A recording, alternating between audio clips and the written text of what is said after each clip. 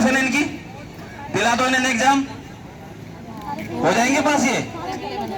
जनता से झूठे वादे करके ये कर देंगे वो कर देंगे, पहाड़ बना देंगे। अरे पहाड़ पे तो तुम बैठे हो, हम तो वैसे भी जमीन पर हैं और जमीन से जुड़े लोग हैं। अगर इनकी परीक्षा हो जाए ना, सुन लीजिए बहन जी, देखिए मेरी बात ना मैं बहुत सोच समझ के बोलता हूँ, तो प्लीज अगर आप लोग उसको ध्यान से सुनेंगे तो आपको ज्यादा समझ में आएगी। अगर इनकी परीक्षा हो जाए, या इनका फिजिकल हो जाए, या इनका एज क्राइटेरिया तय कर दिया जाए, तो आधे से ज्यादा नेताओं की कुर्सी खाली हो जाएंगी। बिल्कुल सही बात। नहीं पहुंच पाएंगे वहां तक ये, क्योंकि ये लोग इस काबिल है ही नहीं, है ही नहीं इस काबिल ये। हमारे सेना के जवान कुछ कुछ बटालियन है जिनकी पेंशन खत्म कर दी, बताइए। और ये 8वीं फेल, एक दिन के लिए भी अगर एमएलए बन जाए तो इनकी 45 हजार की पेंशन, सारी सरकारी सुविधाएं, फोन कर, जियो का नंबर ले लो 266 में पूरा महीने चलता है, तो 15,000 तुम्हारे किस बात के? सही बात है। हमारे जवान हैं, इतनी मेहनत करते हैं, जब हम नींद में सो रहे होते हैं तो पूरी पूरी रात जग के बॉर्डर पर ही हमारी रक्षा करते हैं, ड्यूटी करते हैं अपनी। तो 2 लाइनें हमारे जवानों के लिए, क्योंकि दिन रात हमारे साथ रुके हैं। सर ये लाइन आपको समर्पित कर रहा हूं। हमेशा तन गए आगे जो तोपों की दहानों के, कोई कीमत नहीं होती क्या प्राणों की जवानों के। बड़े लोगों की औलादे तो कैंडल मार्च करती है, जो अपने प्राण देते हैं वो बेटे हैं किसानों के। बहुत खूब। प्राण देते हैं वो बेटे हैं किसानों के। साथियों थोड़ा थोड़ा समय सभी को मिलना चाहिए। जो हमारा गुस्सा है उसको कभी भी हमें हिंसा में नहीं बदलना है। बिल्कुल। जो भी हमारे अंदर गुस्सा है उसको हमें, उसका थ्रोट हमें शब्दों से निकालना है, क्योंकि आपके शब्दों में बहुत ज्यादा ताकत है किसी को भी हिलाने की। अगर इनके पास में कुर्सी है तो हमारे पास में वोट है। क्या है हमारे पास में?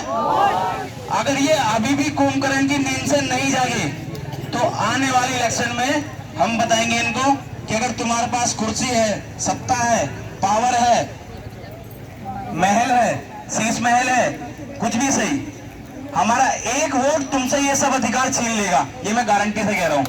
हमारा एक वोट इनसे सब कुछ छीन लेगा, इन्हें वापस वोट पे ला देगा। अरे ये धरना देकर ही तो बने हैं। एक बात ध्यान से सुनना मेरी, जब ये पार्टी बनी थी ये कोई जीरो से स्टार्ट नहीं हुई थी। इन्होंने अपने गुरु का आंदोलन हाईजैक किया था। अगर ये पार्टी अपनी जीरो से बनाते तो हो सकता है इनके 2-4 निगम पार्षद होते, लेकिन सामने वाला सोच लो कि उसके अंदर दिमाग कितना है। वो अपना आंदोलन, पूरे गुरु का आंदोलन उसने हाईजैक कर लिया, क्योंकि उसके सपने यहाँ तक नहीं थे। ये नहीं लूंगा वो नहीं लूंगा, धीरे धीरे करके सब कुछ ले लिया। और ये बात मैं झूठ नहीं कह रहा हूँ, ये बात ऑन रिकॉर्ड है। ये नहीं लूंगा वो नहीं लूंगा से सब कुछ लेने तक का सफर शीश महल।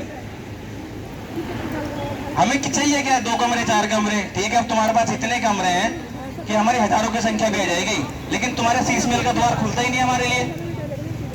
अरे हम कोई 10 सर वाले हैं क्या? ये हमारे 7-8 हाथ हैं। डर क्यों रहे हमसे मिलने के लिए? अगर तुमने गलत नहीं किया है तो हमारी आंख में आंख मिलाकर जवाब दो कि मैंने आपको बेरोजगार नहीं किया है। और जिसने किया फिर उसका बताओ।